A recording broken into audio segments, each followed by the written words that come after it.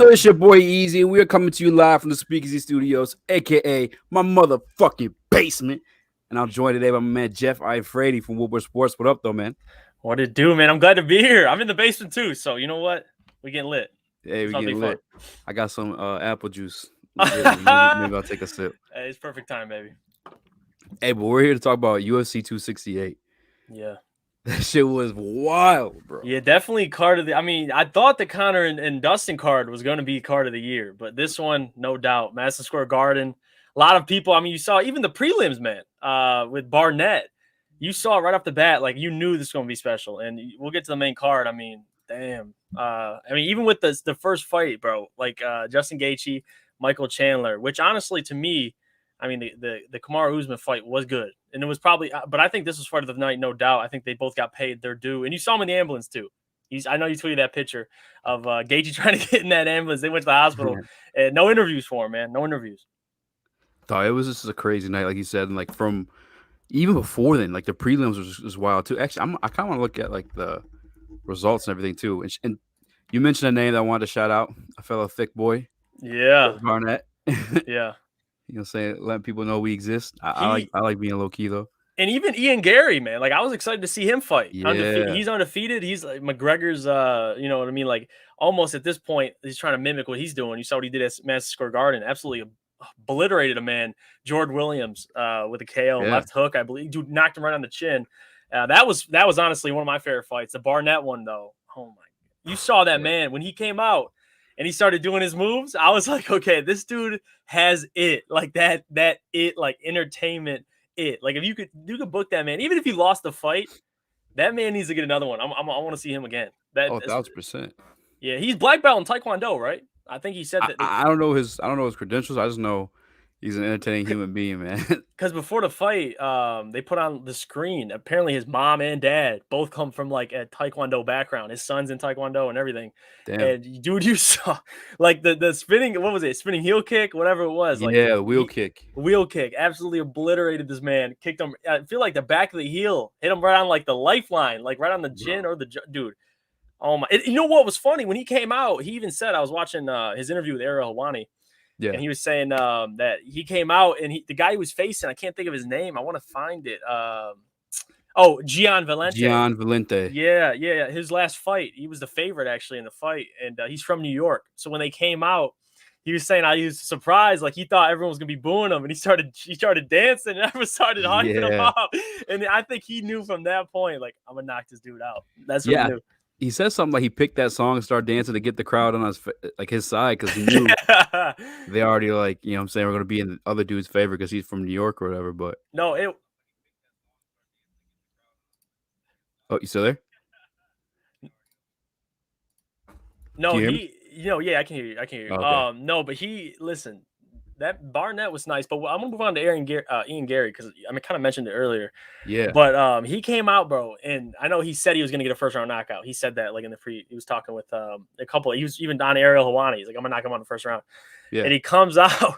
And he literally, at first, he got busted. He had a bloody nose and everything. And he knocked that boy out clean. I think it was, Jordan Williams it was. And Jordan Williams, the winner of The Ultimate Fighter. Yeah. Like, that was supposed to be his coming out party. Like, that was supposed to be his, you know what I'm saying, his time to shine. Yeah, he's no joke. And he looked good. And Ian Gary, man, he came out good. But no, the main card, I don't know if you want to move on right directly. We could talk about, I want to talk about that Gaethje. I'll do this. Because this shit was just so crazy, bro. I want to give everyone like their due respect. We have to go like one by one. No, shout out a name. Shout out a name. Let's go prelims. I just want to show how crazy this fucking card was and like, bro, knockout. Yeah, knockout.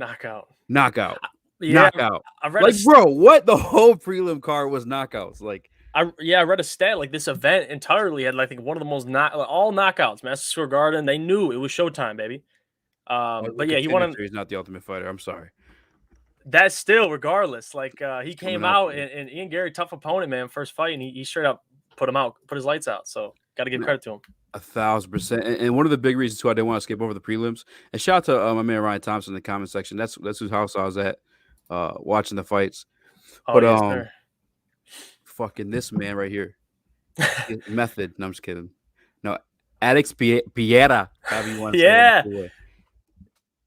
You know, I was talking about it earlier. This man knocked out Israel Adesanya twice. It's ridiculous, man. No one can say that. No one on this planet can say that. Not a motherfucker. Yeah, not a motherfucker alive, except for this man. And then Yeah. and here he comes to the UFC. I'm sure Izzy was drinking some wine, sweating, having some post traumatic stress when he saw my man land that flying knee. And put Yeah. my man to fucking dreamland.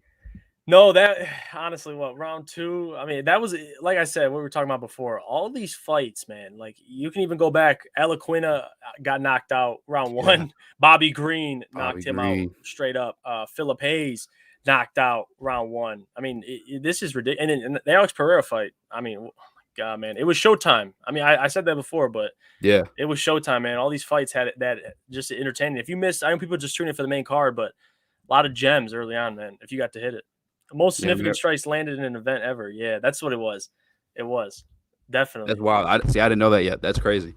because the Gaethje and Chandler one had like over 300-400, and if you look at the Billy Q, that had over another 400-500. I Man, mean, that's ridiculous. These that guys, dude. it was ridiculous.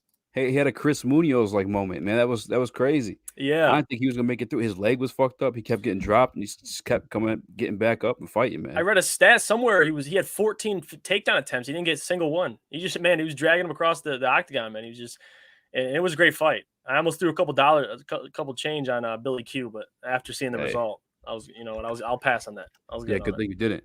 One thing I want to touch on real quick too for anyone who's like more than casual, Edmund Shabazian, however you want to say it, man. The hype train. That's Ronda Yeah, Rousey's pupil. I don't know if you remember. They were trying to hype him up. He won a little 3-fight win streak against a couple. I don't want to call no one cans, but you know he was supposed to be the next big thing, and then here he is, a 3-fight losing streak. yeah. Kind of curious to see where he goes from there. It But that's crazy how UFC is the only sport where you can be on a 3-fight winning streak. You don't go on a 3-game skid or 3-fight skid rather, and yeah, dude, it changes drastically. That's what I love about the UFC though, man. I mean, guys come in, guys come out. That's why I mentioned Ian Gary because like he could have easily crapped the bed, yeah, and he showed up in Madison Square Garden. So gotta yeah, give man. credit, It's for sure, bro. There's a lot of hype on Jordan Williams heading into that fight, and definitely. Ian Gary said, "No, no, I can't do an Irish accent. That's my best attempt No, right that was it. I mean, that was it. there." um, I looked at all those knockouts. I felt like all these fights were knockouts too, but they weren't. They were just good. But Yeah. I know you were excited to talk about this one, so I'll let you take the floor on it. Justin Gaethje versus Michael Chandler. I mean, people thought said it before. I wish it would have been 5 rounds. I still think that. I mean, I don't know if these guys' bodies could survive 5 rounds. Someone would have got knocked out. But I mean, if you watch the fight, I was at a bar by my house with a couple buddies, and we were watching. We knew it was going to be an absolute banger. But when they came out, every punch was with intent. I mean, like if you watch it, it was absolutely ridiculous. These guys threw everything. I mean, and that probably helped honestly that it was 3 rounds because they were able to kind of let loose. But watching Justin Gaethje and Michael Chandler. Chandler came out. He started attacking the legs. He was chopping the wood a little bit, and I think Gaethje was like, "Hold on. You ain't gonna do that to me to start the fight." Like they're already throwing bombs. Gaethje absolutely chopped his leg. I think he kicked him like 26 times, and Damn. dude, he was limping. I saw him. His toe was messed up. But look at that, like oh my god! And you know what though? Credit to Sheesh. Chandler. I know Oh he yeah, lost. I think what was it, unanimous, but yeah, regardless, I think he definitely. I thought he won round one, but after that, I mean, Gaethje yeah, he dropped him round two, and then for round sure. three he was holding on by a thread. He was doing the Anderson Silva taunt thing, like holding on by a thread, and he survived. So you know what? And I won a couple. I won some money off it. Did bet they would go 3 rounds, but look at that! Look at that photo. Yeah, this is Look at yeah. this. Look at look at the difference between these two guys. Like Justin, they got punched probably almost equal, and Chandler's just.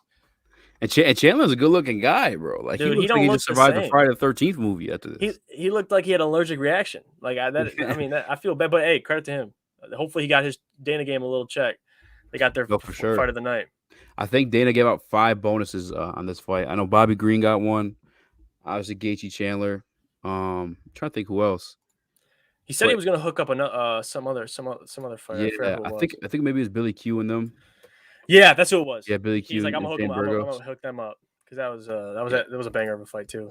duh, it's just that the card was insane. And then, like to this point too, like Michael Chandler, I really didn't know what to expect of him, just because he was a Bellator guy. And I'm gonna Yeah, be completely honest with you, guys call me casual if you'd like, but I'm not a big Bellator guy. I don't watch much of it until like Mess the with big AJ fights. McKee though. Hey, AJ Hey, McKee. shout out to AJ AJ McKee. McKee. Yes, my boy. Yeah. For sure. Devin99 Comedy says, seen Chandler and McGregor talking on Twitter. I haven't seen it, but I have. What were they saying? What's going on? They Chandler posted him and McGregor. It was a really good Photoshop, them squaring off, and like a big old press conference. It looked really good. And McGregor commented under it and was like, "We'll love to, He goes, "We'll set at the right venue. We'll set this up," or whatever he said. And he said, "Good fight the other night." Like he complimented him, and Chandler's like, "Would love." Pleasure or whatever. He said something else back to him, but it was like a friendly exchange. What? I don't know if McGregor would want that right out of rehab is on his ankle, but hey, that would be a great fight. I think. I mean, Chandler's got the wrestling, he's got the power in his punch. That'd be a great fight. But I don't know if McGregor, you want that right off the rehab, but he is a top 5 fighter, top 5 lightweight. So I'm so surprised it was a respectful exchange because McGregor just be savage sometimes. Right. Like he didn't say he didn't call him anything about him being small. Like he didn't come after his height. He was just straight up, hey, he's like, good fight the other night, and maybe we'll make this happen. So damn, that's a really good. See, like that's a good ass Photoshop, bro. Dude, right now, let me share it. You know what I'm saying? Like, check this out. You got to share this on this. I mean, this thing was magnificent. Let's see. Like this was. That's a good Photoshop. That's straight. Yeah, like that. Look I'm down at some stage for sure. Like I'm so jealous. I can't do that. I'm gonna try doing that tonight. See, thank you, sir. It would be my pleasure. See you soon. That's awesome. That'd be a banger. And Chandler's such a good dude, man. Such a motivational guy. Obviously, got his adopted son. Like he earned my respect as day one in the UFC when he knocked out Dan Hooker, because Dan Hooker, bigger body guy, more of a striker. Mm-hmm. But Sunday, man, just even or Saturday, I should say, even more so. And low key, I feel like he could have came back and won that in the third round, but I think he was just punch drunk. Like he was acting silly in there. And I think, dude, punch him more and everything. I don't think he fully recovered from the second round at the end when he got dropped and it was an uppercut and he sat down. It looked like someone pulled the chair under him. And after that, man, I don't. The third round, yeah, like you're right. Like he was hanging on by a thread, but my God, he has a chin. They both do. There was times especially in the first round, where I'm like, is Gaethje going out in the first round? Like there was time where I legitimately sat there. Yeah, that's the part that was like blew my mind too, because Gaethje's had some wars against some dogs. Like Poirier. He's fought Eddie Alvarez. That he actually got first time he lost was in Detroit against Eddie Alvarez. Like, and for Chandler to go in round 1 and almost put him out, like that was. And even round 2, he was hurt. Round 2, he threw a flying knee out and it hit Gaethje right in the head, like right in the forehead. And then he, what happened in the third round? He had that Superman punch off the cage and clipped his chin. He hit him like a double. Yeah, it was a combo. Sick. Yeah, because I thought he was like done for. He was like, eat. Yeah, that he was Devin just said in the chat, he was on the Bussin' with the Boys, and Chandler's just a good dude. Like they were talking about, I know they were trying to get Gaethje and him to try to talk shit, and Chandler and Gaethje both were kind of like, well, we're not going to go that route. But I know Gaethje was trying to say something. He was like, I don't care, man, because Gaethje has to get in that mindset to go kill when he gets in the cage. But that's different. Like he's just a good dude. Like McGregor, I want to see how they communicate at the press conference. Like McGregor would come at him, I'm assuming, but I want to see how Chandler handles it. His whole put on my bootstraps and pull my, like all that. He's see you at the top.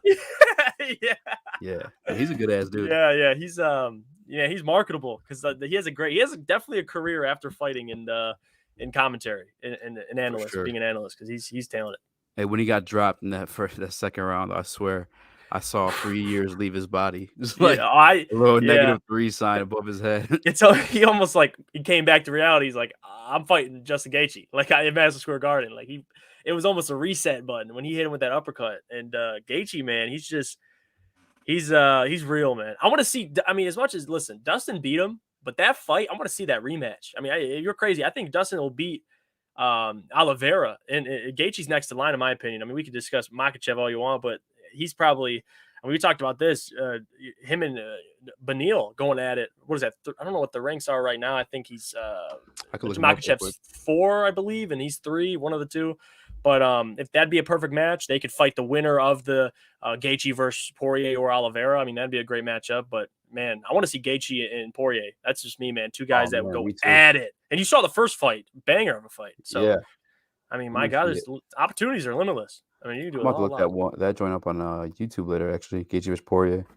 So Yeah, the rankings go obviously Oliveira champ, Poirier 1, Gaethje 2, Darush 3, Makhachev 4, yeah. and Chandler 5. I mean, what you think? You think Makachev? I mean, I'm a huge fan of his. I talk about him all the time. But I Mhm. mean, realistically though, like Gaethje's next in line. I'm assuming. Like, I don't know who else you're giving a title Oh, shot. so I mean, yeah, I mean after the Dustin Poirier and Oliveira, they do what they got because I Yeah, think yeah, they they'll already handle their scheduled the fight business. if I'm not mistaken. No, I don't know. Sometime in December, I want to say. Like, if they're Yeah, fighting, I think. Like, I'm still sticking with Dustin. I think he wins. And it's really about who's facing, in my opinion, Dustin. So I want Gaethje, but if Oliveira wins, regardless, I mean I want Gaethje getting the shot. It does not matter. But yeah, Islam, in my opinion, I think he beats Darush, and I think he moves on. He gets a chance. I think he wins. That's just me. I'm a high on him, man. I think I you don't got know the if Habib any. effect for you He does, man. And you know what though? I understand he got clipped early in his career, but you got to look at him post the him getting clipped. Like what he's done. What is he? 9-fight win streak. Doesn't nobody wants to go to the ground with him. He's the best grappler in the division. So it doesn't matter if it's Oliveira, if it's Poirier. Poirier's going to want to stand up with him because the minute he goes to the ground, man, I think he's the real deal. But Gaethje was magnificent. I mean, man, I love watching Gaethje fight. So for sure. get him Poirier next, man. That'd be great. Yeah, I'm rooting for it. It'd be crazy if Charles Oliveira beat Poirier though, because it would just fuck everything up for fans. It Yeah, really would just fuck it would kind everything of. I up. mean, let's be honest. We're rooting for we're rooting for the good guy, the good story. It's Dustin Yeah, Poirier. He wants finally gets his shot. Beat McGregor twice, which it's great because he kind of settled all the trash talking. And now if he loses, yeah, I mean credit to Oliveira though. yeah. He's what is he at? He's a dog too. Like I What feel fight like streak is he on? Do you know? oh It's my god, bro, ridiculous. he's on. Yeah, I think he's on the longest. I don't know what the number is off the top of my head. He's on a tear. So I I mean, believe it's the I can't longest in sit the and say UFC he's right not now, one. He ain't a scrub. I mean, he's and he has the most finishes in the UFC if I'm not mistaken. yeah, by submission. You saw he knocked out Chandler. So it's not even just. I mean, Yeah, listen, the guy can stand up, take it to the ground. But he's on a 9-fight win streak, longest active in the division. And then he set another record. I'm pretty sure. I know he has the most subs for sure, but I think he might have the most like overall like finishes in general. no, you're probably right, especially after the Chandler knockout. Like he's adding to that. So Actually, it's I could be. Oh, let's see. Finishes in UFC history. I'm gonna look it up. that'd be interesting. I don't know who would even I think crown because I that. think Derek Lewis is. Oh, you know what? We are off. It's Jim Miller. He recently just took it like 2 weeks ago. Oh Old ass yeah, Jim Miller. we That's did see right. that. I saw that fight. So Yeah. that you got that title for him. Damn. But regardless, I mean, it was Yeah. great. I mean, I want to talk about real quick. Move on. Billy Q, Shane Burgos, because I know we talked about Shane Burgos earlier. This man versus what was it? Barbosa. Yeah. Barbosa. Yeah. Yes, when Shamburgo. he got it was the late we talked about it, the late reaction knockout where he got clipped with Scary a shit. spinning heel kick. What it clipped him or what I don't know what happened. He clipped him and he literally realized it late. Like he stood up, he started doing almost the whoa, he started falling back and he sunk. So I want to see. I know he was a favorite. I was like, man, I'm liking Billy Q. Like I watched that fight live and Shane Burgos got knocked out. I was like, I don't. This is tough. And I watched Billy's last fight and so you know what. I was gonna throw some money on him, but it's still, regardless, banger of a fight. I want to see the total strikes because I was mentioning it earlier. Yeah, it was over. It'd be about almost 500 strikes total, which is absolutely ridiculous. Total strikes, significant, easily over what is that? 350, almost 400. So I mean, that fight. It almost seemed like after the Gaethje and Chandler fight, it like set the tone for the rest of the card. Not that it wasn't good before, but with the prelims, but it like the Billy Q fight was right after that. I'd hate to be that you're squaring off with somebody right after Oh that yeah. fight of the night. And For they had, sure. arguably, I mean, like you said, I hope they get their change, but that was a good fight, man. It was. It was a good ass fight, man. And just kudos to Billy Q, man, because like I've seen guys obviously fight back from getting knocked. Colby that night was one of them. You know, a guy who got knocked down and still Yeah. like continue to survive the fight. But this dude, not only did he get knocked down, his leg was fucked, bro. Like from his shin all the way to the side, it was just swollen. Like it was like a bubble of like I don't know what the fuck would be in there, but it was gross, man. And he survived it, bro. He Yeah. went the distance. Like kudos to him. It said Shane Burgos landed 28 leg kicks. 28 landed leg kick. So that man, I mean, compared to his Clean 7, ones so too. clean ones. So he chopped up his leg. So I know what you're talking about, man. Just heart in general. You see Nate Diaz react to Dana White saying he's going to talk to him about the potential Cosmo. Well, dude, listen, I'm a big. This is what I've always said. Why are you doing Nate like that? All right, listen. Why are we doing my man Nate like that? Can I just get it? Like, this man got one fight left on his UFC contract, and you want him to fight a man who's had more rounds, or what? He hasn't been. He's been hit less than the amount of minutes he's fought. Whatever the stat is, I but think he's rounds only he's absorbed played. like one strike. One strike, and he's fought more In rounds the than strikes. UFC, like In the UFC, pinnacle of think of that. And you think Nate wants that smoke? Like, after he just lost to Leon, at least get a win, at least get something, man, off your last fight of your deal. I mean, what do you think? Would you like to see it? So I know a little birdie that knows a little birdie that does the jiu-jitsu with one Nate Diaz, and he wants to get out of his UFC contract as soon as possible, because I hate, bro. He wants to fight Jake Paul, is the rumor. He wants to get out of his UFC contract so he can box Jake Paul because it's a payday. Listen, I can't hate a man for trying to get paid, so I can't hate on him for that. But so you think he'll weasel his way out of his last fight, or who do you think I think he'll, because one, he's Nate Diaz. I don't think he's scared to fight too many people at all in general. You know what I'm saying? So you think he goes out with a banger? He fights this dude. He's gonna fight. Yeah, he's going out with a banger, or he's just gonna take whoever's there just to get out the contract and get that money. We can both mutually agree, though, he loses that fight. Yo, yeah, for sure. For sure. I love you, Devin. Devin's a big Nate Diaz fan, but I never got it with him, man. He'll get his ass kicked for like 5 rounds, and then he lifts his middle fingers up, and the crowd's like, ah. Yeah, he'll be getting wailed on, and he'll get up and flex on him, and everyone's like, "That's my guy." And you know what? They're right, because I love Nate Diaz, big fan of his, but that's why I'm protecting him. I care about your feelings, Nate. Look at me. I'm looking at this man. I can't care about my feelings, Jeff. No, I'm care about, because listen, okay, Khamzat needs to fight somebody who, I mean, they were saying the Kamaru Usman. That's where, I mean, listen, that's a big jump. He ain't getting no title shot. Listen, but he's gotta fight somebody in the top 10 before Kamaru Usman. Definitely. Like, I know they asked. I know this would be absolutely ridiculous, but they were asking. Hold on one second. I gotta look at this because I saw this report. I don't want to mess it up because I want to get this right because go ahead. You look that up because I'll sit here and I'll just look at the cameras. Here, Ian. Okay, so he talked about. They asked Ian Gary. They said, "What do you think about?" Because he's welterweight as well, and he's rising star. Fighting Khamzat. All right, and Ian said he's like, "Listen, I'll welcome that fight, but." I don't know if Dana wants to do that. He got 2 stars, and you got to put them against each other. It's like, it kind of ruins the way. If Ian loses, which honestly I think he would. I mean, this guy's a different animal. This man, I mean, he's 22, 23 years old. Don't set that man up to get murdered. Like, Khamzat needs to fight someone who's maybe on maybe lost one fight, or maybe What's Vicente's rank? Is he top? What was he? Like 4 or 5 or something. Like he's up there. He's definitely up there. And Khamzat, what rank is he?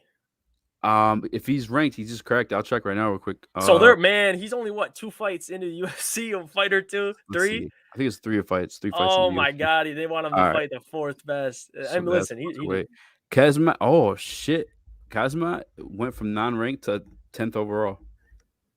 He said, Devin said, give Leon Edwards Usman if he beats Masvidal, and give Khamzat Covington. You think that? Covington. Covington. Don't listen. The big Nate Diaz fights are his fights against Cowboy and Michael Johnson when he was on a great run shortly after knocking out Poirier. Oh, definitely. Oh, yeah. Like, Nate Diaz, I mean, we can go through and look at the Nate Diaz gallery of great fights. But listen, the man's... He's got one of the best chins in the game. No, for sure. Like, the McGregor, like Ryan just mentioned, the McGregor upset was the most iconic moment when this man... took his back and absolutely just put him out, stood up, bloody as a mug, and started flexing on him. I was like, with no muscles in them motherfuckers too. he's like talking. You could tell he's talking his shit. I'm like, this is Nate. Like, this is Nate. I like this guy. Nate's built like those coffee aliens from Men in Black. The long skinny motherfucker. No, definitely. And he fights like one, man. He's a bad dude. But like I said, that's why I'm trying to protect him. All right, I don't want. Yeah. I don't want this man to get killed.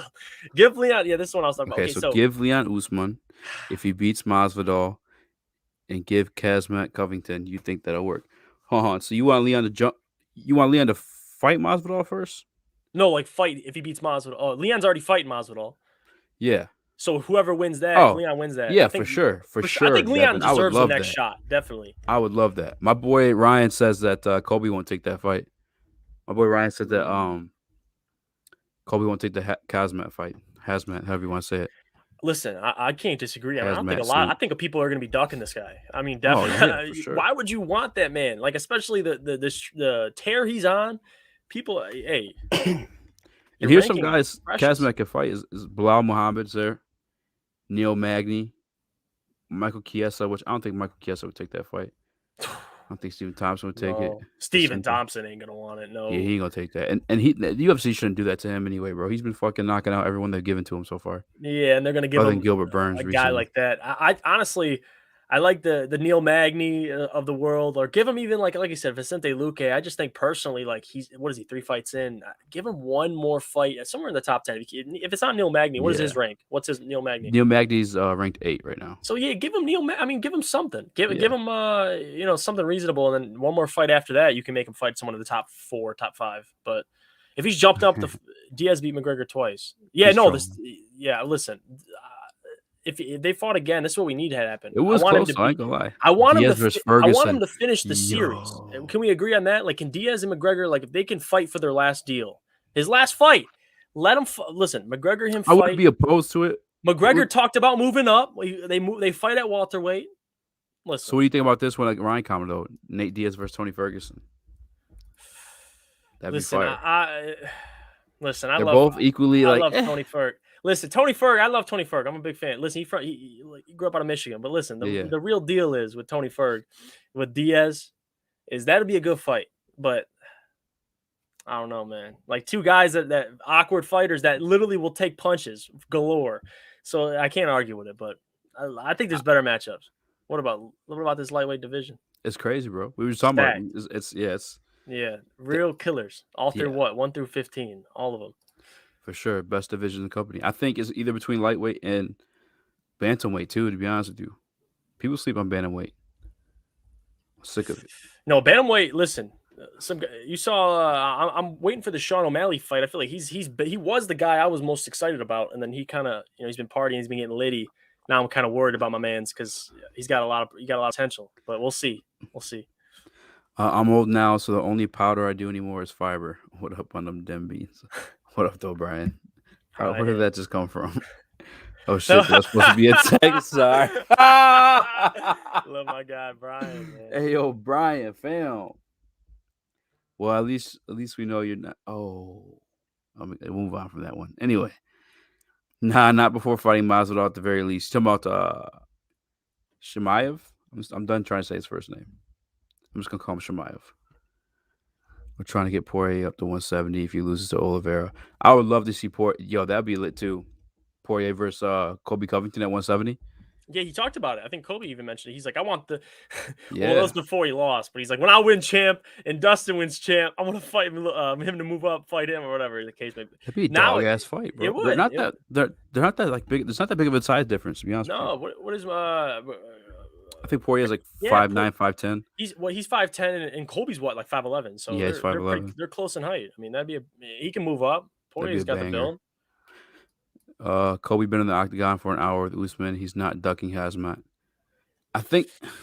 But that you got to look at it from his career, though. You know what I mean? Like, look, you just came off. You just lost. You beat Tyron Woodley. Okay, I'll give you your credit.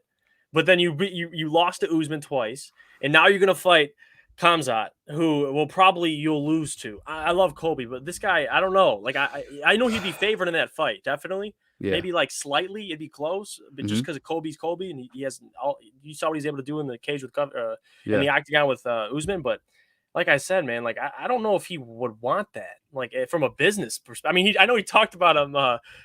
He called him cum shot. Yeah, I didn't want to say it, but yeah, my man cum shot. Listen, comes. He did want that smoke. But like you think he would want that, man? Yeah, I don't think anybody in the UFC is ducking anyone. Like these are like some of the scariest men like on the planet. You know what I'm saying? Like I don't think they're scared of everyone. They're just like, yo, I'm not business. It's business. Yes, exactly. I'm not going to risk what I spent fucking years in the UFC for. Like to a guy who's been here for 4 fights. Like it's the Makhachev thing. We talk about Makhachev. Like I'm not saying people are. Listen. They know, like I can beat this guy standing up, but people just like don't want to fight him. I mean, that's just. I'm not saying no one's scared, but they might be. But it's just it's bad matchup. It's bad matchup, and I think that's a bad matchup. Colby and Khamzat. I mean, you don't want that. Man, I would love to see it.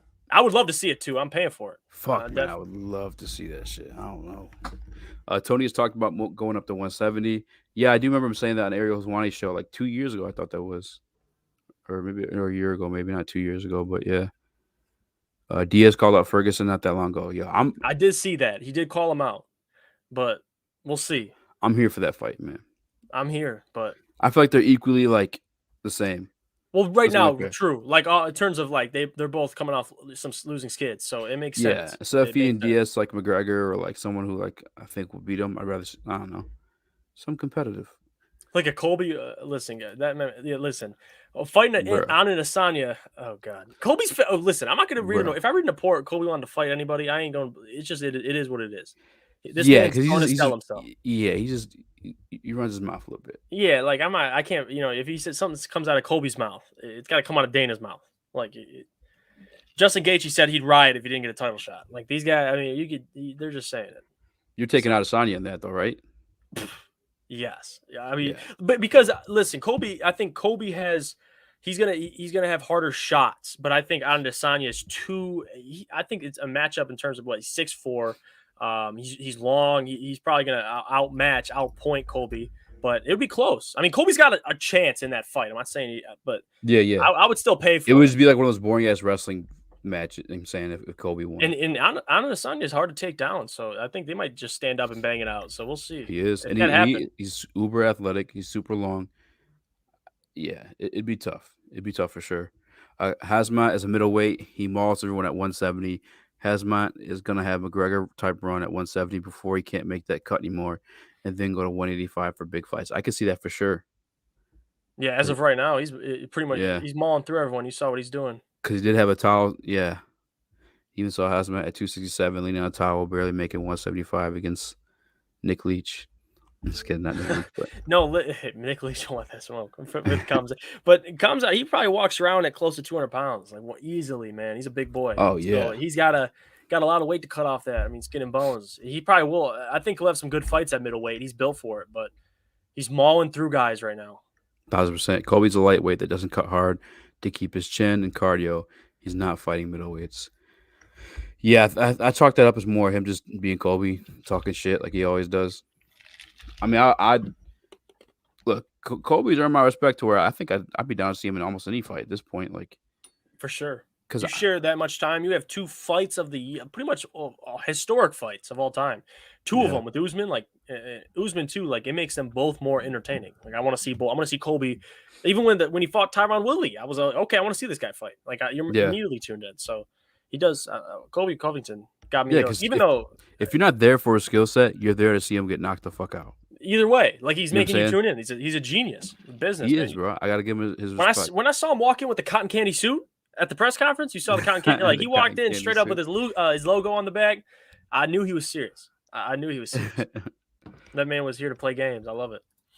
Man, see, this is how lit the fight is. We're only 2 fights into the fucking main card. No, we gotta get to Rose, man. For sure. I do want to touch on Frankie Edgar. And poor Frankie, man. Cheeto Vera. Did you see the photo, the picture? No, I didn't. I got to see it. Oh, man. All right, let me find it. Stall. Talk about something. Cheeto, I mean, they hooked my man up against Cheeto. Listen.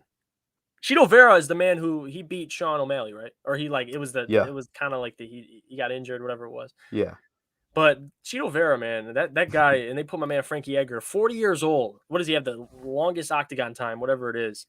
And it was a good fight, though. I mean, you got to see pretty much through 3 rounds until he got clipped, absolutely obliterated. Yeah, that like, bro. No, looks like you play UFC 4 and you land that good front kick. Like that. That's what that is right there, bro. Oh my god! It looks like I don't know how to explain. Bro, you ever seen my god! You ever seen Beetlejuice?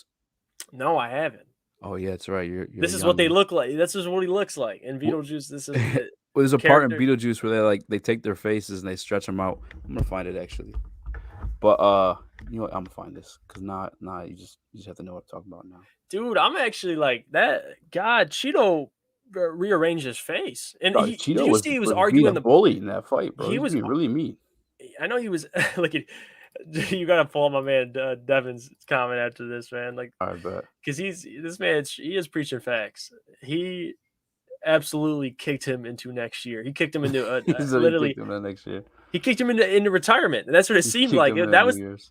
the kick heard around the world, man. Like, where were you when you saw this man get it? Oh yeah, that's it. Yeah, people just, they It just right take their there. face and they stretch them out like, bro. That's That's it what that right there. reminded me of. And you don't see too many of those front kick knockouts. And he absolutely got. I mean, it was perfect, right on the money, Man. right on the. And you see him trying to protest the when the ref stopped it. He was like, "Listen, I don't think he knew what happened. Like, he got clipped that. It's almost like he thought did I just get kicked in the mouth? And I got absolutely knocked out.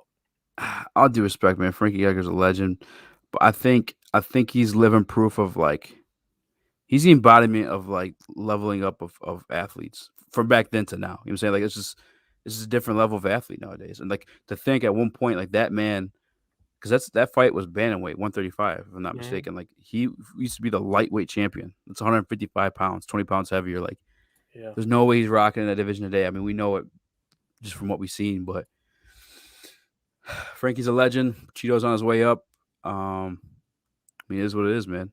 Yeah, like that's not going to change my opinion of Frankie Edgar, but no doubt, man, Cheeto. That goes, man. I put that thing on put that thing up in at least in one of the best front kicks knockouts I've ever witnessed.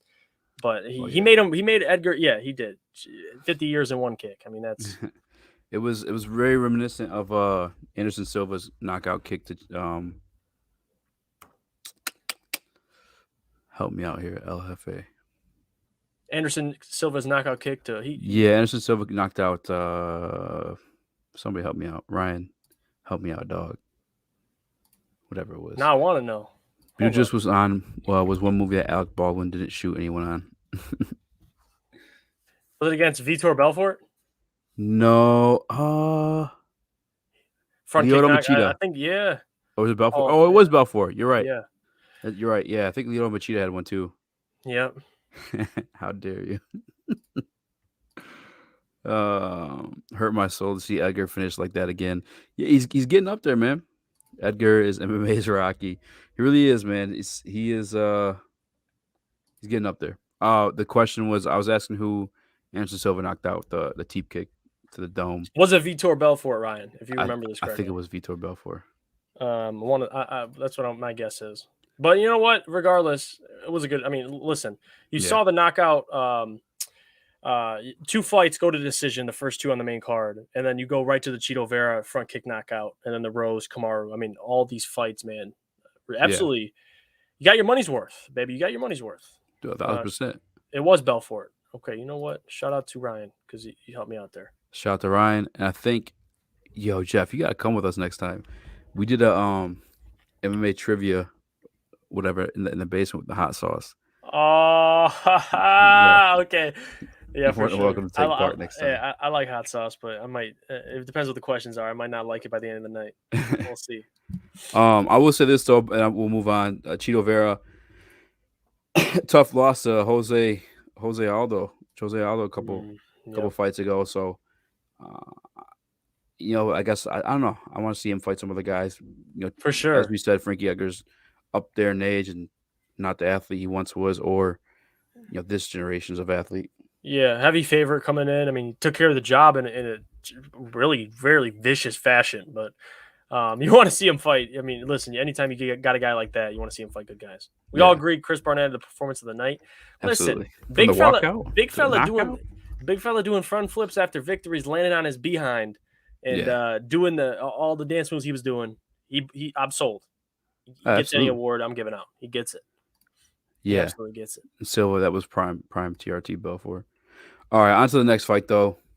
The one that had my heart pounding, bro. Actually, the main event had my heart pounding more than this one, but my heartstrings were tugged on because I don't think I can help to see Rose lose. She's just such a sweetheart, bro. And she's like... It's that, man. I mean, you root for American and number 1 and number 2. Rose... You saw what happened when she got body slammed. I don't know who was against, but she got knocked out pretty much from the air, man. When she hit the ground, and after that, I'm like, I don't want to see this woman in like any sort of pain, especially just how fragile she looks. I mean, and she's so deadly. And she was facing Weili Zhang, Weili Zhang, and I always mess her John name up. Wiley. John Weili Zhang. I'm I don't know, man. joking. I'm so bad with these Chinese. No, you said it fine. pronunciations. I was just trolling. First woman to ever to win a UFC championship, let alone in the women's division. So credit to her. But more importantly, I was scared. I mean, you saw I feel like in the first fight, I'm not going to take anything away from Rose, but she caught her. I mean, we can agree on that. She caught her. And it was credit to Rose. She finished. She got dropped a couple times in this fight too.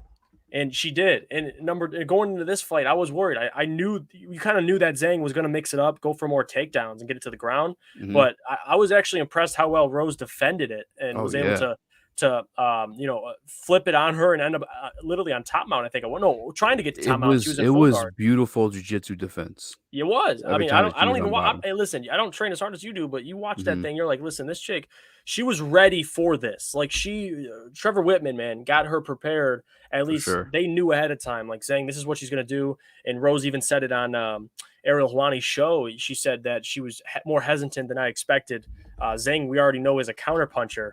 But you expect a woman like built like that and with knockout power, legitimate knockout power, it'll be a little aggressive. But I think it was still in her mind a little bit. Like, listen, if you get clipped like that, it's like fighter PTSD a little bit. You're kind of thinking in the back of your head, like it might happen again. It could happen again. So I think that it was more so hesitancy, just kind of based off that. But like you said, Rose deservingly so. I think Zhang might have won the first round. I mean, if I'm remembering correctly. I have to rewatch that one. In Rose, I think it was 3-2. I think she won.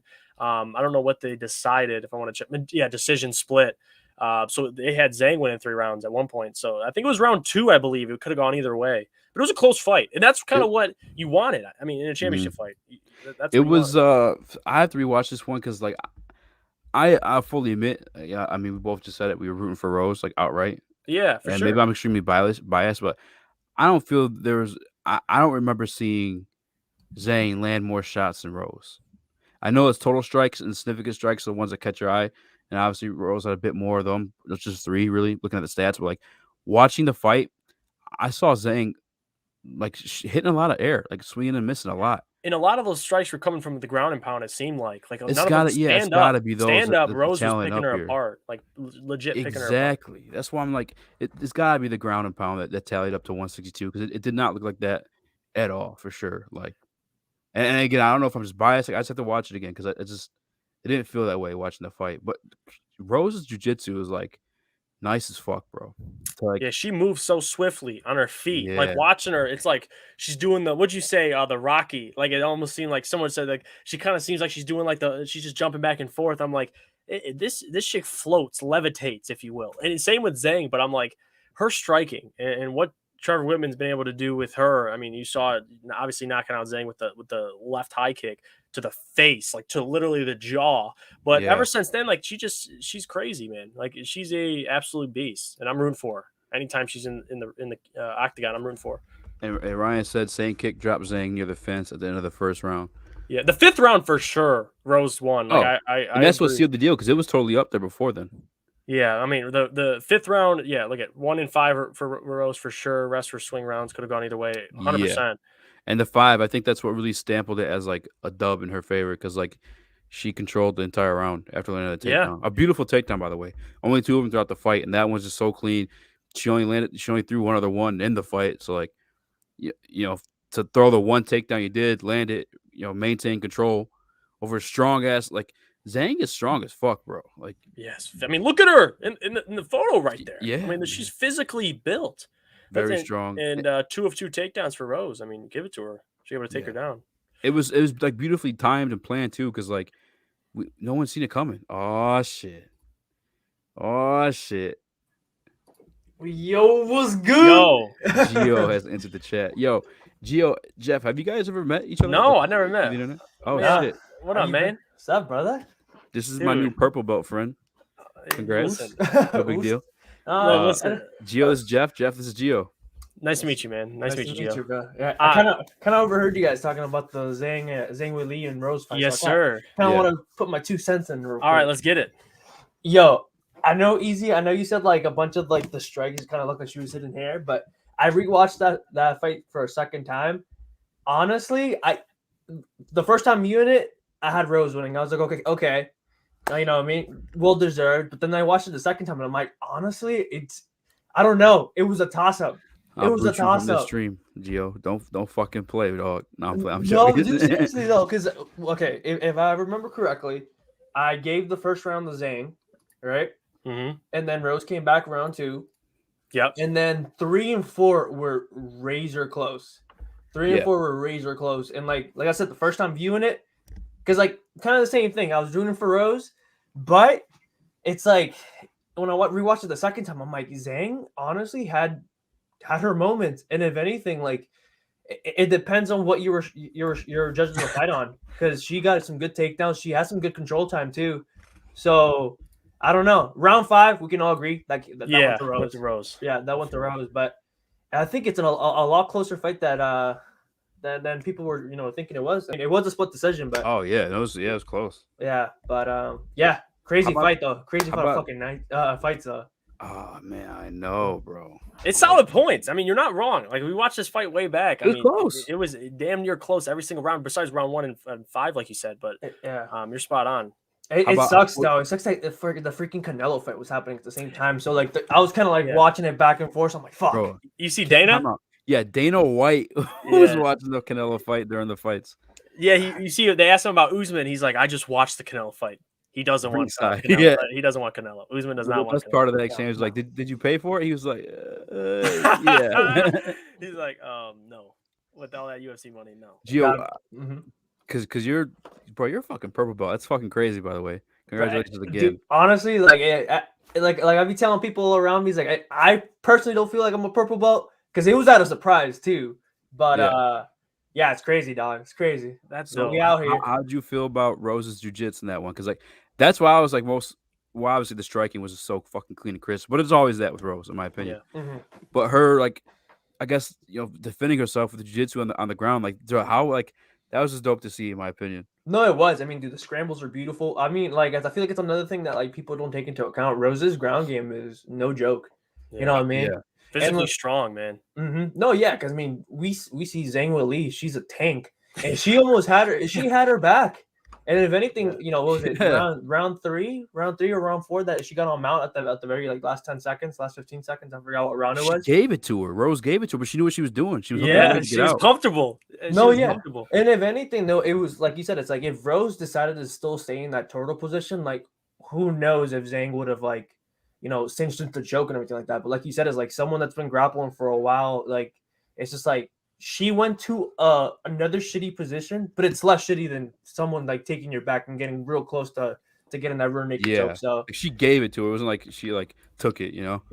Right. She was kind of in control in the situation. But Zhang Weili's those takedowns, dude. Her wrestling was no joke. I was surprised she was getting that many takedowns on Rose. But then again, I forgot. Yeah, I like the first time watching it, I forgot that she was training with Cejudo.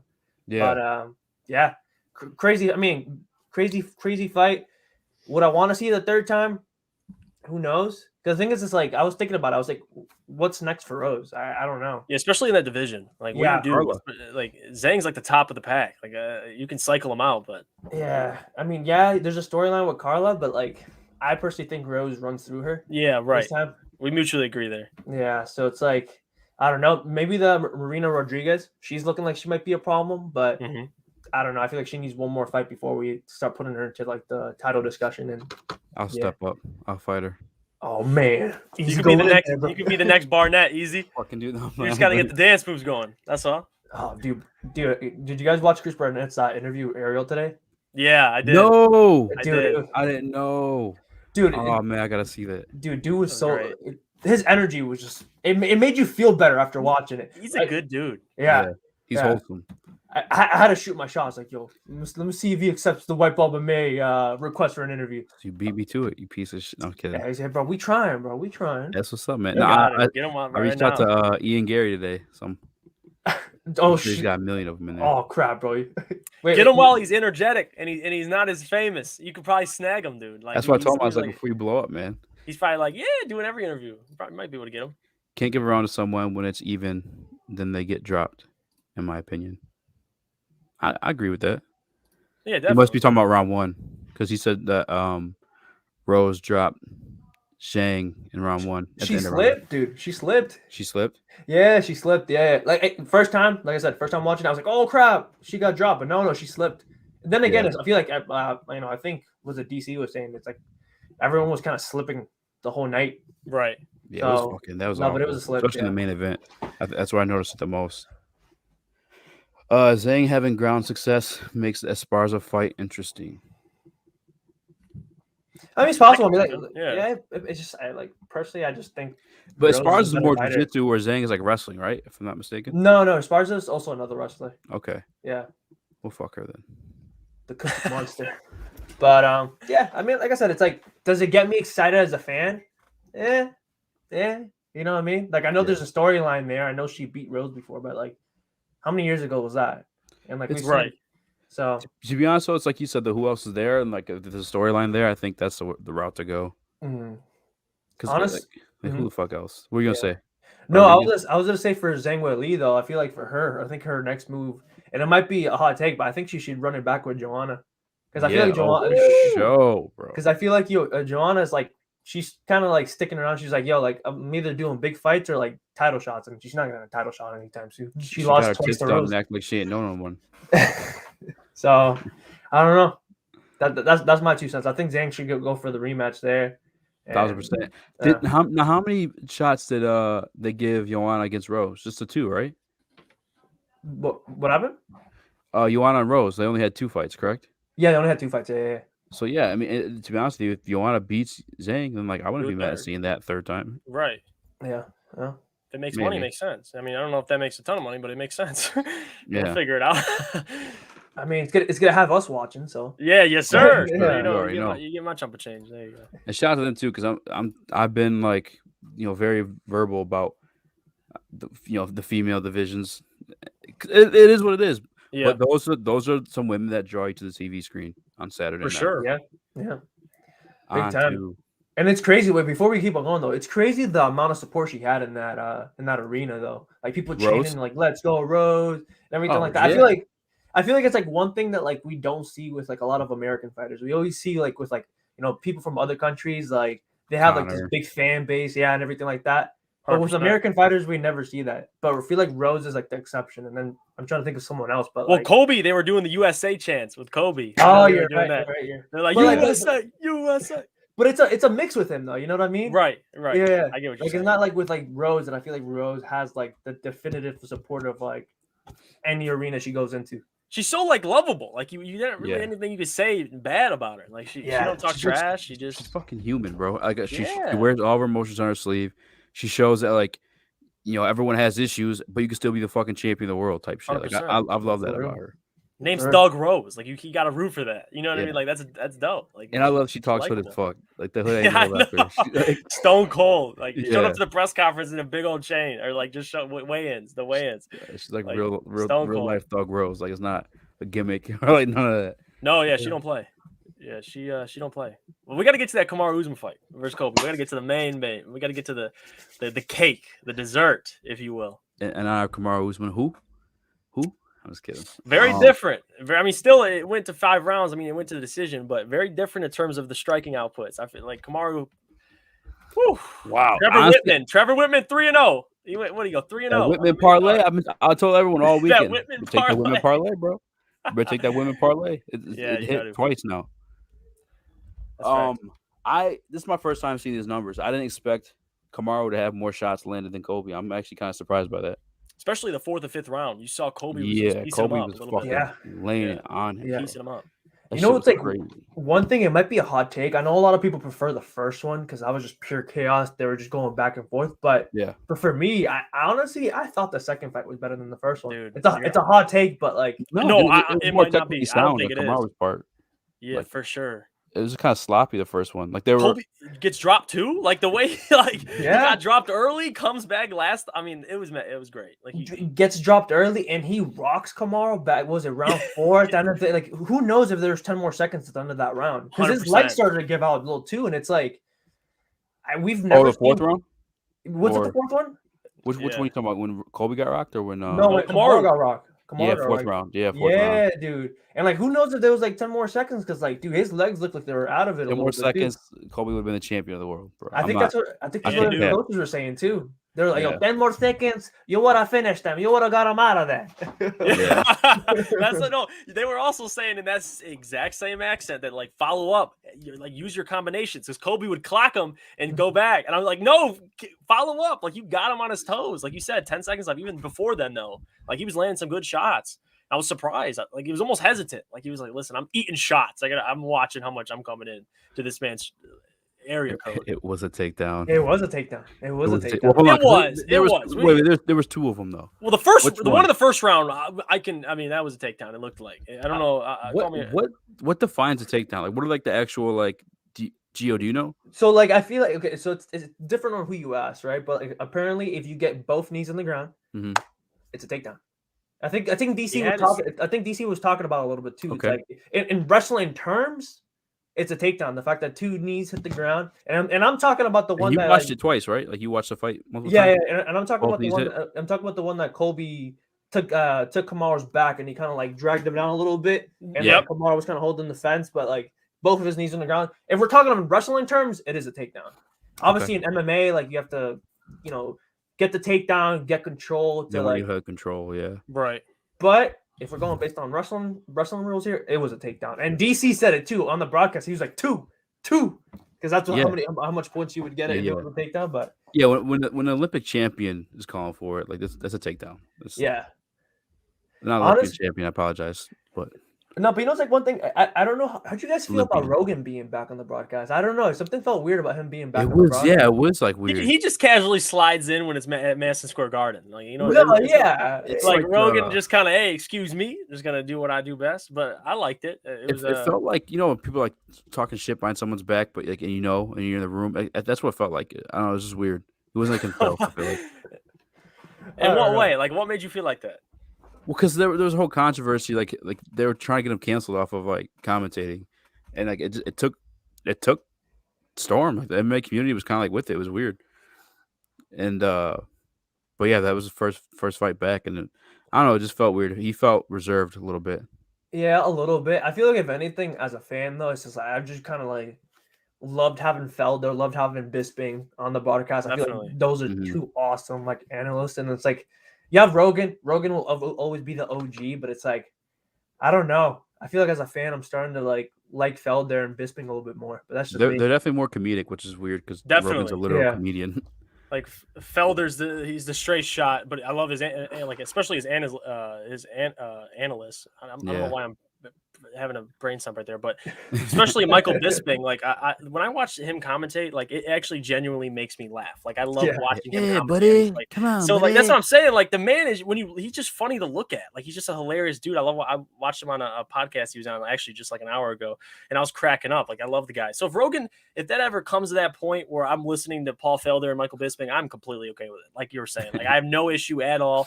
But it was nice. I mean, Madison Square Garden, it was almost fitting. Like you got Joe Rogan back at Madison Square Garden. But to your point, man, like I think the UFC would be, they would honestly be fine. Like with the guys they have, especially Michael Chandler now, like we were talking about earlier. That guy's got a career after fighting. We know that. Like dude, he would be an amazing commentator. He'd be great. Like they've been sprinkling him in a little bit on the broadcast. As like have they? The studio, and like in the studio shows and everything like that. Yeah. So he's been there, and I mean, like you said, it's like dude's a great talker. So same thing goes with him trying to like analyze fights. It's perfect guy. Perfect. I hope you talk the same after that fight though. No, I don't know if he'll sit. I hope he has the same enthusiasm. He does his like WWE promos. I love it with Michael Chandler. Like so clean. It's like the Kobe Covington thing. Like he does the whole WWE. He executes. Colby's like stuttering over words and shit. Like like Chandler's is just fucking fire. Does he pick up by the bootstraps and get right to work? I'm like, dude, I love like me and Easy were talking about it the last time that like we were like previewing the fights. Is it like started a new meme. We had the Tony Ferguson type of memes. Now we got the Michael Chandler memes, and those are the best things. If anything, I like them more than the Tony Ferguson memes because it's like they're motivational. And then instead of that, you have like I know we're kind of like going all over the place, but like Michael Chandler then like calling out for Conor McGregor. And then, like, bro, if this would be a motivational speaker's dream, that press conference between the two of them, just both of them throwing out motivating. Yo, that's a great point. Yeah, so I'm over here. I'm like, damn, bro. Those YouTube creators are about to have a field day with all those quotes. That's a great. Our boy Dap, he'd be fucking reeling it up with that one. There you go. I would love to see Conor talk trash to Michael Chandler. I think that would be entertaining. Like Michael Chandler would have the most like politically correct responses. Like I understand Conor, but like he would just be so like at normal, and then you see Conor over here like calling him a midget Mike or whatever he's gonna pull out of his hat. He'll pull something like he did against Eddie Alvarez. He'll just pull some out of his hat. But I would love to see that fight. I know he posted something on Twitter and Conor responded to it and like all friendly. It was a friendly exchange, but God, I hope they hate each other. By the way, I want to see him fight. Like Tony Ferguson, that'd be a great fight though. Tony Ferguson will watch that fight. And he's like, "Damn, both of these fools have Dana White privilege." Yeah. Well, yeah, that's kind of what Gaethje was hitting at too when they were asking him about Chandler. His first fight in the UFC, he obviously obliterates Dan Hooker, and then he goes on and gets a title fight. It's like, wow, that was quick. Yeah. But to be fair, that was kind of on Gaethje too, because like he was offered that fight and he's the one that said no. Well, yeah, I mean Chandler's I guess you could say a good employee. He's willing to do whatever they ask him to, and he did it. And look what happened to him, man. Like that's how DC climbed. You know, true. You know, listen, goody two shoes. Mr. Dana White will get you hooked up. That's why I hope Gaethje should be in line, man. Get the next title shot.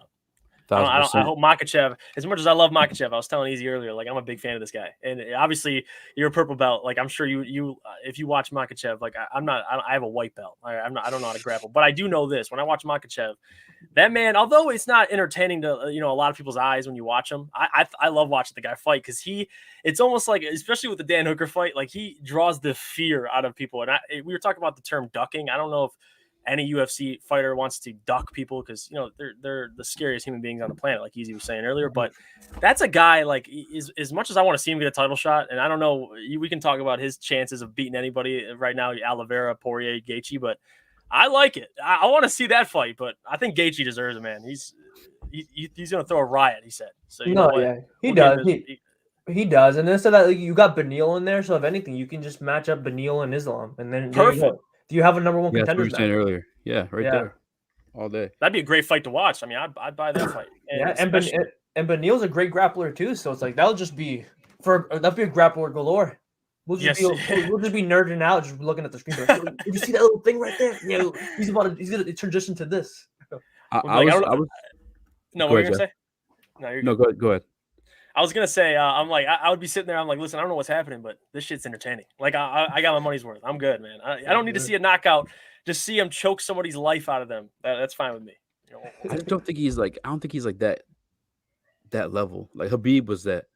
I don't think Islam's that. But what do you, when you say that, when you say he's not that level, like in what aspect? His striking, like what do you think he's not at that level with? Because he's the best grappler in the division. Like at least I think. Like I don't know what else you think he's I mean, look at his last couple fights. So like they weren't really against like true grapplers, like the Drew Dober. Like he's not really known for his wrestling. Dan Hooker definitely not known for his wrestling. Like he's grappling up guys known for predominantly striking, and he's not. And again, this is like totally unfair to do because there's only one Habib. And then definitely, you can't compare. Yeah. He's not as dominant. So I don't think he's as I don't think guys are as scared of him as like they were of Habib and shit like that. I guess comparable. I could be wrong. Is the right term? Like maybe not like he's not Khabib Jr. or nothing, but comparable is a good word. Like they're similar styles. Absolutely. Like we can agree on that. You're right, 100%. And you would agree. I mean, he's got the best grappling division. Like like I said, you're right. Like maybe he can take on a Beneil or eventually maybe an Oliveira at some point. That'll be the true test for me is Beneil because Beneil's got like some. I love Beneil's Jiu Jitsu, so I feel like that'd be a good like. To see where he's at grappling because we've seen Habib fucking eliminate black belts, everything. If throw it out the window. Islam could do that, then I'm like, ain't nobody fucking with that.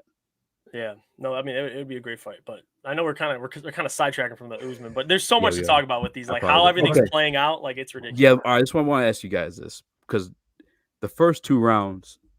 They were clearly Usman. Usman was dominating. Definitely. He very much looked like the better fighter. The strikes were clean. He's obviously physically stronger than Colby, as we see in the first takedown attempt, where fucking he was holding Colby down like a fucking schoolyard bully. Like that was crazy to see because Colby's clearly the second best grappler in that division. Well, I don't know how much there now too, but what happened with the turnaround? Like I don't know how did Colby turn it into his fight? I mean, he started landing shots early. I mean, you'd probably Gio, you can probably attest to this more than I do, so you could take the floor. But I mean, I don't know, dude. It's one of those things. It's kind of like I don't know who said it, right? But I think it was it was either Dana Cormier or Joe Rogan, right? That they said that Colby had to make it a dirty and less technical fight, kind of like make it chaotic. And I feel like that's what Colby did in round 3. Because I think it's round 1, round 2, like it was playing right into Kamaru's game. I mean, just kind of like, hey, just touch him up, trying to stay on the outside, try to be cautious when you try to go in. But then again, it's like, dude, we've seen the vast improvement in Kamaru Usman's game, so it's like 100%. For Colby, the only way you attack that is just like Daniel Cormier, like Joe Rogan were saying, is just make it chaotic, and that's what he did, because he beat like Jeff was saying like a little earlier. It's like sometimes like you be throwing some combinations, he wouldn't follow up, and I feel like that's when he started to follow up with his combinations. Round 3, round 4, and we saw it eventually rocked Kamaru at the end of round 4. And round 5, it's again for me another close round. Like for me, I had Usman winning the fight after both the times I watched it, but then again, I can see people giving it to Colby. 100%. So I thought Colby was winning the first one, but I that makes sense. That's what I came to like in my mind, but I just didn't know. I was just so confused by it because like the first 2 rounds were so dominant in my eyes, in Kamaru's favor. Obviously the knockdown too, but like I don't know, it was like just 2 different fighters out of Kamaru in between the first half and the second half, because there were times where in the 4th and 5th round where like I don't know, dude, it looked like Kamaru was just standing there letting Colby hit him, and then he fucking like swing like just without any technique. Putting his head down. He was like swinging with his head straight forward. And I hate the way my boy Ryan was talking about that. He's doing that like he's already prepared for Canelo. He's like he's doing the boxing duck. Head down, like I don't know. And then what kept annoying me too with the head down, because you saw early in the fight, Colby kept trying to land that uppercut. I think that might have been what rocked him. I'm not sure. I didn't watch it the second time. No, it was. I think it was a straight. It was a straight left down the middle. Yeah. Yeah. Nonetheless, like he was throwing those uppercuts early in the fight. Dude, those uppercuts, he was like, I don't know where the fuck he was like. Yeah, dead ass. He would be like, whoa. And I'm like, damn, bro, I'm pulling my back just looking at that dog. Yeah. But yeah, no, dude. Again, a great fight. And like I said, I prefer this one over the first one because like we saw. I mean, I know people always talk about Kamaru getting better and his vast improvement in his striking, but Colby got better too. So it's 100%. It sucks because it's like, well, it sucks if you're a Colby fan, right? Because it's like you have to live with the fact, like how Kamaru was saying before the fight, it's like you have to live with the fact that like as long as Kamaru's champion, Colby will always be the second side. He'll always be 1B because Kamaru. Yeah. And how so close to how demoralizing is that too when you change? Both of them change camps, change coaching, and you come out and you still lose to Kamaru. Like Trevor Whitman, obviously he's done his work with Kamaru, but like still, you go to MMA Masters, Colby gets his change, and you still can't beat him. Like it's and that's probably why at the end of the fight, like they showed respect. It's like almost like, listen, like, I'm throwing in my towel. Like at this point, like we can talk shit, but. You're 2-0 against me. Which is another thing I think why I love the second one too, because you saw that sign of respect from both of them. Like we 100%. like we're all fans here. We know Colby's playing an act, and for him to finally drop it and be like, I don't know if I heard it correctly, but I guess he said something. He's like, hey, like I was just trying to sell it for you, nothing but love, something like that, right? That's the part I heard too. I heard money, and then nothing but love. Yeah. So and like them actually, dapping up and giving each other the props. I liked it. For some reason, I don't know why the ref was trying to break it. Dan Murgliata, yeah. I'm like, bro. Yeah, like bro, that's crazy moment. Yeah, because I don't think you realize the magnitude of the rivalry. Yeah, and the fight was over. Like I get the end of the round, they were flexing, they're trying to get like the intimidation thing, but like it's the end of the fight, man. Like they're not gonna. I mean, they could scrap in the parking lot. That fight could have went all night. Like I would have no problem watching it. Fucking Colby, man. I want to hate him, but I'm happy he did that. You know what's hilarious though is like the fact that like again we saw that he broke character there, right? He went back to being the like how people always say like the real Colby, like giving Kamaru the props. But then you watch the post-fight press conference, he's like, we need to put the act back on today. Like he was like, I think I won the fight. I respect it too. And I'm like, this dude. And if anything, respects to Kamaru for not exposing. What's the word? Yeah, not exposing him, right? Not exposing the character. Did you see that, Jeff? Yeah, like after the fight. Yeah, that's Kamaru. He's like, I'm gonna keep that between us. Like that's a real one because he did not have to do that. This man assaulted his mother, his father. Like, so the most wildest shit. He did not have to do that. Yeah, the dad stealing at the press conference when he was talking about his dad and why is your dad? You're the one whose father's stealing. Like, okay, like that's where it kind of gets. Kamaru just kept his cool, man. He's like, listen, I'm just gonna punch your face in when we get in the ring or the octagon rather. But it was great. I mean, If anything, these two, I'm always gonna look at them and like again, like I'm a big nerd, so like I'm always gonna look at Kamaru and Colby as Batman and the Joker.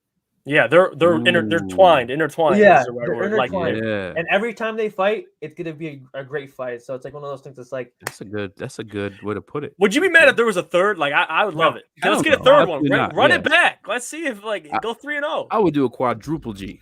Yeah, hit a 5-piece nugget. Get a 5-piece nugget. Get them all 5. I'd love to see it, but then again, we got, like I said, we got Hazma coming up the ranks, and that's the scary part. That's the scary part because the thing is, it's like right now, Kobe's is for me second best in the division, but Hazma's he's looking scary. He's looking like the boogeyman.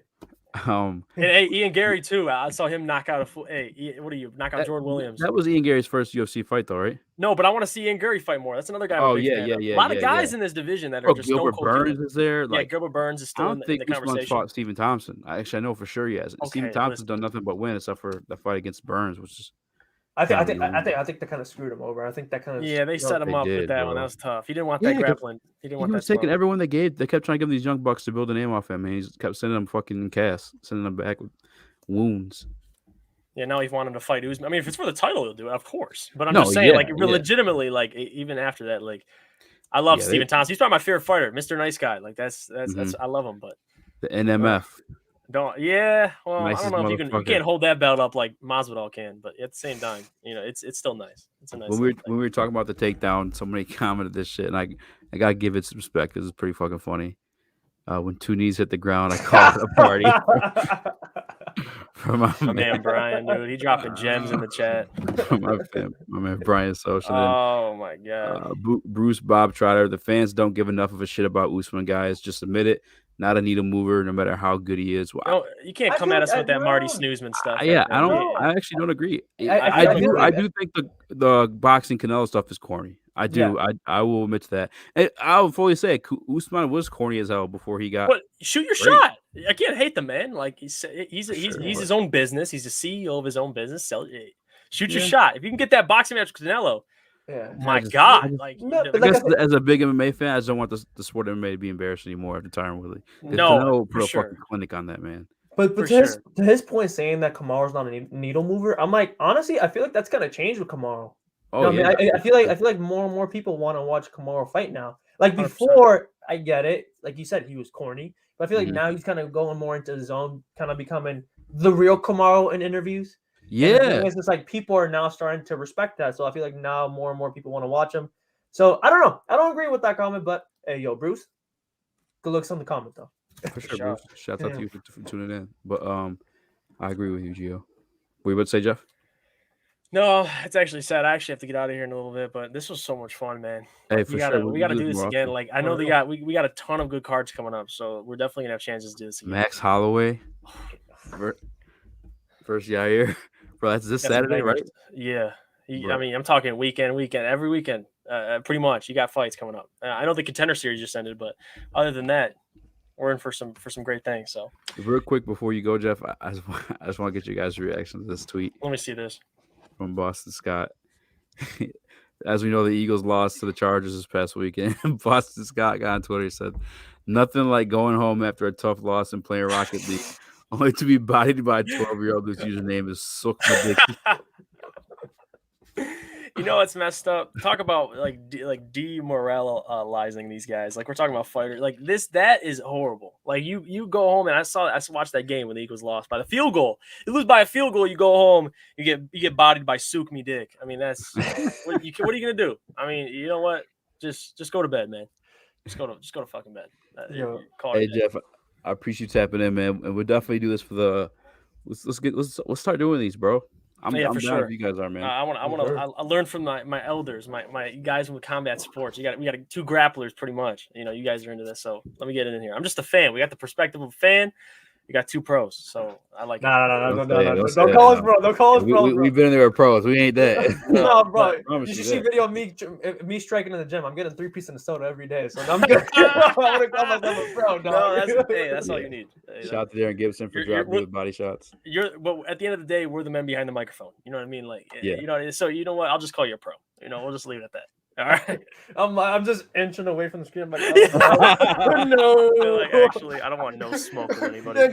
I go to the gym tomorrow and be like, yo, what's that thing about people calling you a pro, Gio? Huh? You think you're big shit now? And I'm like, oh, fuck it up. Listen, a white belt said it. Don't just ignore it. Just throw it out. It's no big deal. But no, I appreciate you having me on, Easy Man. It's nice meeting you, Gio, for the first time. We got to do this again, man. It'd be fun. Yeah. All right. I'll see you. All right. See you. Dude, then there was 2. Then there was 2. If I'm wrong, tell me about Usman big pay-per-view fight sales, low mediocre numbers, exactly. Bro, he's coming into this though, is what we were saying. Yeah. Like he's coming to being good where he's actually going to sell pay-per-views, where that wasn't the case before. And to be honest with you, I was hyped for that Gilbert fight because it's also like the former training partner thing. No, yeah, big time. I thought Gilbert's the only one who could beat him. That was my opinion at the time, other than Colby now. And it's crazy too. People forget, dude. He got rocked in the first round. Gilbert came over with that overhand. Yeah. So it's like it's crazy. And then again, I don't know if they were going over pay-per-view sales or I think they were just talking about the gate. But I think they said that this last fight was the 4th highest gate at MSG for or at MSG or for pay-per-view. I'm not sure. I don't know. I don't know. I got for UFC event or MSG. You're right though, because Dana said they have. Actually, I think it might be for MSG because he said we have the number 1 and number 4. Yes, yeah, you're right. MSG. The highest gates at MSG. Yeah, and I feel like if Usman didn't draw a crowd, I feel like would they sell that many tickets for MSG? Who knows? He's talking sales. Look, Bruce, you have a point up until now. Like I think the tide is definitely turning. I 100% agree that Usman or Masvidal was the sell of that. Fight Island was the sell of the other one, but like to say that's just not the case anymore though. Like Usman, no, he's not a big money draw. We're definitely not trying to make the argument, but he's a damn good fighter, and people are starting to tune in to watch him. Continue to be great. No, yeah, big time. And I feel like if anything, like if you're comparing him to like a Conor McGregor or what's another big pay-per-view? Yeah, you're never gonna do that. You know what I mean? Absolutely not. He was cringe as fuck before until he got comfortable. Yeah, like we were saying earlier, like he was like really fucking cringy. No, yeah, big time. 30%. What was his thing? Oh, bro. You know what's funny though? Like, after he said that, and he went back to the locker room and then he watched himself. He's like, "Damn, bro, I sounded like a fucking idiot." Because I remember Dana was roasting his ass after too. Pissed about it. He's like, "What you mean that was 30%? What the hell's that?" Yeah. I beat this man at 30%. Like, he was cringe, bro. That's what the first fight between Colby and Kamaru, I was so mad about it, bro, because I was like, these cringy motherfuckers, bro. Like, I do not want to hear this press conference. But you remember the weigh-ins when Colby brought like a basketball and he had Kamaru's face on it, and he's like, "Yo, I'm gonna bounce his head like a basketball." And I'm like you said, it was so corny, but like you can't help but laugh, bro. Cringy as fuck, bro. He's still cringy, bro, with the Canelo bullshit. And I agree with that 100%. See, but that's one thing we can all agree on. It's like, dude, don't be doing this. Yeah. Like Easy says, like, I just don't want to see MMA fighters embarrass themselves by going over the box. I really don't, man. Like, and I'm hearing Nate is trying to like, get out of his, take the fastest fight he can so he can fight Jake. I'm like, I don't want to see that shit either, bro. I don't know. I wish Dana made the UFC money so appealing that we would see some of these boxers convert, though. Because the only ones that are ever truly doing it are for, like, true warrior type shit. Yeah. If Dana was paying these guys, maybe we would see Canelo convert just to see what he could do, Yeah, no, big time. Because, like you said, imagine if we had Canelo coming over to MMA. Imagine we had Mayweather coming over to MMA after that boxing match against McGregor. So, like you said, it's like the fact that MMA is such a new sport. I think that's probably the reason why Dana can't pay out like these crazy numbers like boxing can. You know what I mean? Well, he knows as soon as he does, though, just opens the floodgates to everybody else probably wanting to get paid like that. No, yeah, big time. And then again, it's like Dana says, it's like he is running a business. You know what I mean? So like it's not like he's not only paying the fighters, he's paying the production team, or he's paying the. But he's got to rent out those venues. You know what I'm saying? Like Madison Square Garden, like that shit's probably expensive as fuck. Yeah, there's a reason why they only go back there once a year. Yeah, bro, big facts. And I think they pay their mid-tier guys more, if I'm not mistaken. Like, I was Yeah. speaking to, Coach Dewey Cooper. That's what he was telling me. He's like, well, it's not true because mid-tier MMA fighters get paid more than mid-tier boxers. Are people going to pay to see the greatest welterweight of all time? Yeah. Yeah, it's coming to the point to like guys like Bruce. Like clearly, it sounds like Bruce doesn't like Kamaru. Guys like Bruce tune in to see him get knocked out, like a Floyd Mayweather type thing, almost. Yeah. Would you say he's the greatest welterweight of all time right now, though? Like of all time. It's tough too because it's like GSP was so dominant, but then again, it's like, in my opinion, I feel like Usman's fighting higher competition or better competition if that's any. Yeah, it's tough. So like, who's better? I think is Usman. I think Usman's a better fighter. But in terms of great, like who's done greater things? Like I think LeBron's a better basketball player than Jordan. I said it. It might sound crazy, bro. whatever. But Jordan is greater by terms of like doing great shit. Mm-hmm. Oh, you LeBron over Jordan guy too? No, I'm on the same boat. Okay. I always get roasted for that too, though. You know, man, and it's like, Yeah. bro, like if anything, you have to give both of them their props. Because I think it's just like when LeBron retires, then you're gonna shower him with love. You know what I mean? Mm-hmm. And I feel like that's the thing with Kamaru, and I feel like that's the thing with GSP. Because I remember people were hating on GSP when he was fighting. Yeah. People were saying he was too boring. He always plays the safe route. And then look at him now. He retires, and then people are now like slobbing him off. You know what I mean? And I feel like the same thing's gonna go with Kamaru. With the greatness too with Kamaru too, the thing that like puts the exclamation point on it for me is when Dana says it. Yeah, because you hear guys trying to rush Hazmat to a title fight or top 10, and Dana's like, chill the fuck out. He's got to fight. You gotta have some more fights, whatever. Like, he's a realist. He tells it how it is. So like for Dana to say he's nearing GOAT status in general, yeah, he's impressive, and we've seen him dominate at all levels, all facets of the game, grappling, striking as of late. Like he's fucking good, bro. Great. Fuck. You know that irked him when that irked John Jones when he heard when Dana White said that. For sure. Because John Jones was like, "Damn, that should have been me. That should have been me."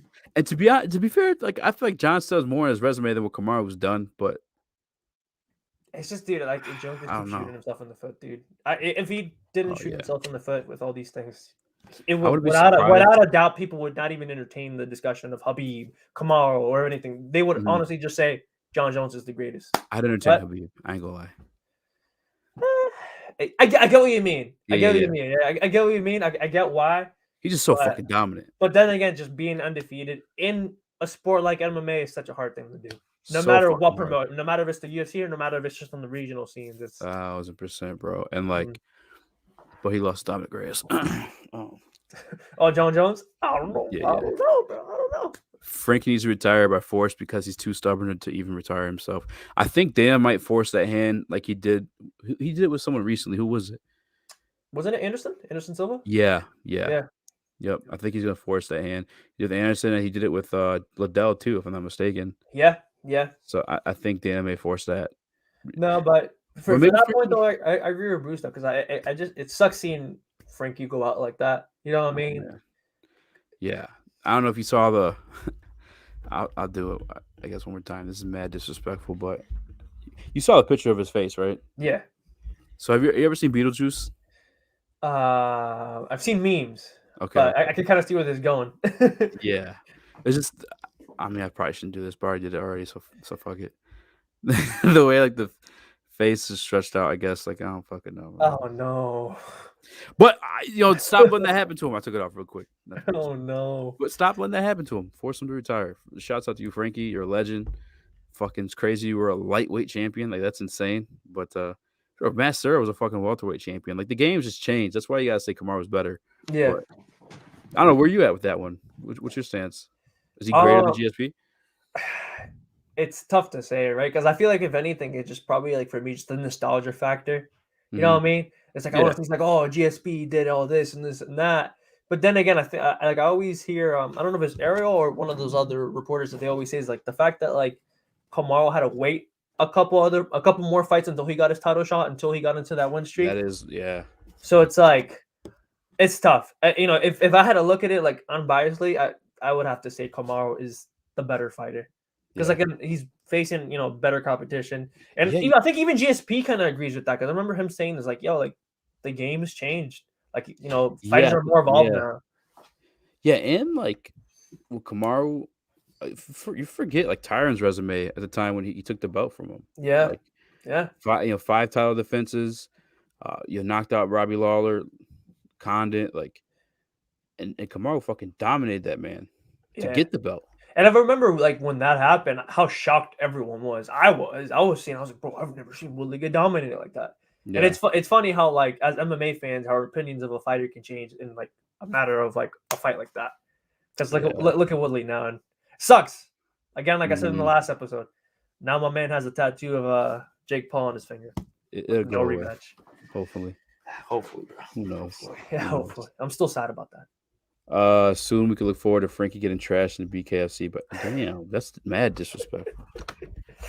Bruce is coming for heads right in this comment section. Frankie's such a legend in the game though that I hope he's been paid enough to where that doesn't need to be the case, because that'd be. And I get like he's a grown man. What he does with his money is his responsibility. If he fucked up with it and like whatever, but we all know the UFC don't pay. Top tier. I mean, I don't know. Man. I sound maybe stupid. I can't speak on that. Dana, I apologize. I don't know, but like you said, so you just hope that he was good with his money and he has enough money in the bank to like, live a good life after fighting. For sure. You know what I mean? So, and like you said, Frankie's a legend. If he still wants to keep on fighting, unfortunately, we'll keep on watching because he's a legend. But yeah, as a fan, I want him to stop. I don't want to see another like knockout like that. You know what I mean? Because it's like it sucks seeing like legends go out like that. You know what I mean? 1,000%. I think DC said it too. Is like legends don't go out like I don't know if it's DC or Chael Sonnen, but like legends don't go out with their hands raised most of the time. They always end up on a loss. Even DC, Natty Goat. Bro, I'm still sad about that one, dog. I am sad about that one too. You should have won that. It even goes back to like the second fight with Stipe. He stopped wrestling. Yeah, I mean he fell in love with the boxing, bro. He was getting rocked in the tummy. Yeah. Then again, dude, I feel like that's another thing people don't like give DC credit for. His dirty boxing was no joke. This man will be in the inside. Oh my god. Yeah. And for short guys too, like fucking perfect. I'll never forget every time I'm leaving a clinch from sparring or anything. Well, I haven't been in a minute, but I do it because that's that's what he does. And that's what you got to do as a smaller guy too. Yeah, I know. And it's funny too because it's like now people like let's say like new people are getting into the sport. They'll look at DC as this like lovable teddy bear, but then like they'll never like remember that like this man was. Like, he really has become the lovable chubby teddy bear who's like always eating. Yeah. Right? You see when you said what up to like Rose and Pat and Embedded? It looked like he tripped after like saying what up to him. When they were at the hotel lobby and everything. Yeah. I thought I was the only one that noticed that. Dog. Okay, I'm glad because you're actually the third person, so I'm happy it's confirmed. Yeah, I know. But man, sucks seeing legends go out like that. But the memes are pretty funny and kind of make it worth. Damn, Bruce, he's a savage, bro. My man Bruce is straight savage, man. Like I said, bro, the man's going for heads in the comment section, dog. That's the MMA community, though, man. I feel like we're the funniest fan base in all this. 100%, dude. 100%.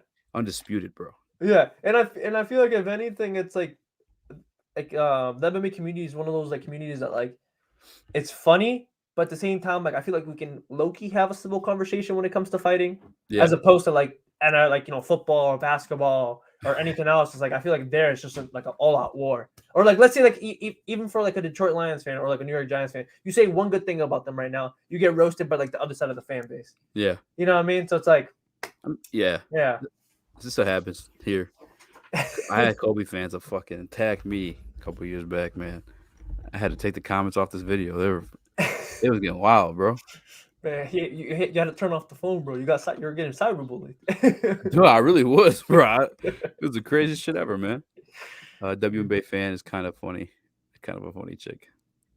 See, MMA fan base, savages. There you go. But I've been on for like an hour and a half. But give me like your synopsis of the fight card real quick, because I know you came late.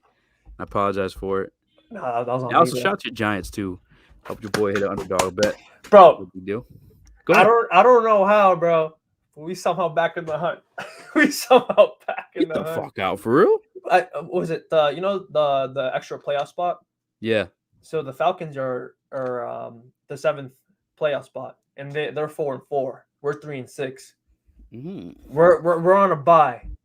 And then, I Wow. mean, we get healthy. Then again, like I said this before, this is just me after a win. So it's like, give me another week, and then You're allowed, bro. I miss Yeah. those days, man. It's been a very, very, very long time since, like I said, about my team, bro. yeah, dude, that's Detroit's tough Sucks. right now. Detroit's Try tough not to right cry. now, dog. I feel so bad, dude. I feel like with Detroit, it's one of those things that's like, dude, like 1 week they're playing their hearts out against Los Angeles, and then the next week they get demolished by who else? Man, that's why this card was like I couldn't come at a better time because Yeah.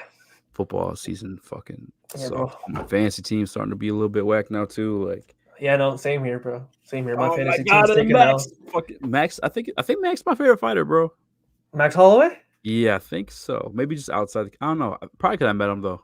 Doesn't mean it doesn't count. I forgot. You have the picture with Yeah. with Max. That's Um, crazy. But yeah, no. I mean, honestly, in that fight though, I think Holloway's gonna win that fight. Yeah. So It's so weird because like I feel like every time we doubt him or think somebody has a chance, he's fucking shits on them.